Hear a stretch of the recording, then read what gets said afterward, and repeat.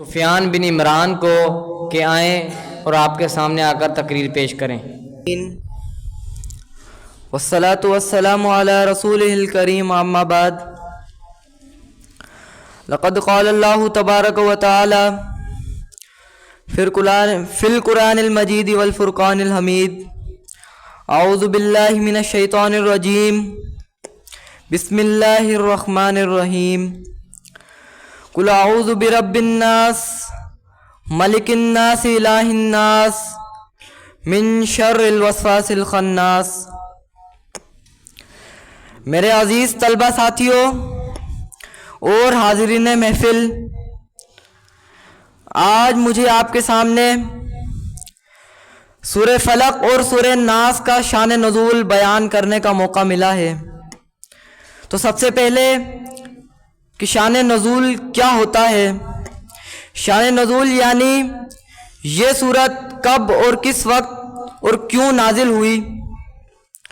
صحیح بخاری کی حدیث ہے، حضرت عائشہ رضی اللہ تعالی عنہ روایت کرتی ہیں، فرماتی ہیں کہ بنو زریق قبیلے کے ایک شخص لبید بن عاصم نے اللہ کے رسول صلی اللہ علیہ وسلم پر جادو کر دیا تھا۔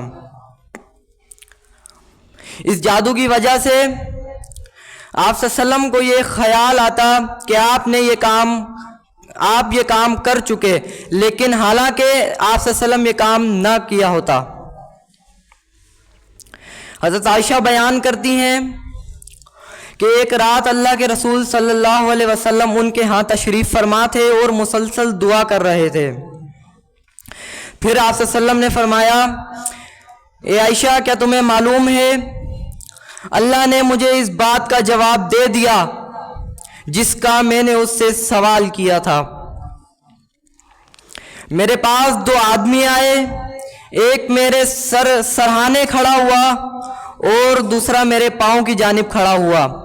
ایک نے اپنے دوسرے ساتھی سے سوال کیا کہ اس شخص کی بیماری کی کیا وجہ ہے، تو دوسرے نے جواب دیا اس پر جادو ہوا ہے۔ پھر اس نے سوال کیا کہ اس پر کس نے جادو کیا، تو اس نے جواب دیا کہ لبید بن عاصم نے جادو کیا۔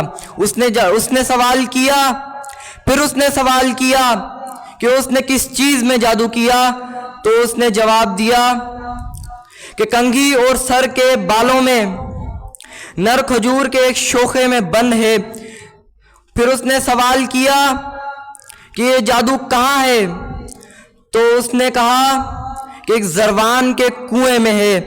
پھر آپ صلی اللہ علیہ وسلم اپنے چند صحابہ کرام کے ساتھ اس کنویں پر گئے اور جب واپس آئے تو فرمایا، اے عائشہ، اس کنویں کا پانی اس طرح سرخ تھا جس طرح مہندی کا نچوڑ ہوتا ہے، اور اس کے کھجور کے درختوں کے سر یعنی اوپر والے حصے اس طرح تھے جس طرح شیطان کے سر ہوں۔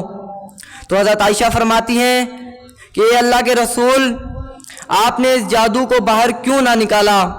تو اللہ کے رسول نے فرمایا، اے عائشہ، اللہ تعالیٰ نے مجھے اس جادو سے عافیت دے دی تھی اور میں یہ نہیں چاہتا تھا کہ اس جادو سے اس معاشرے پر کوئی برا اثر ہو۔ پھر اللہ کے رسول نے اس جادو کو دفن کرنے کا حکم دیا اور یہ جادو دفن کر دیا گیا۔ وما علینا الا البلاغ المبین۔ السلام علیکم ورحمۃ اللہ۔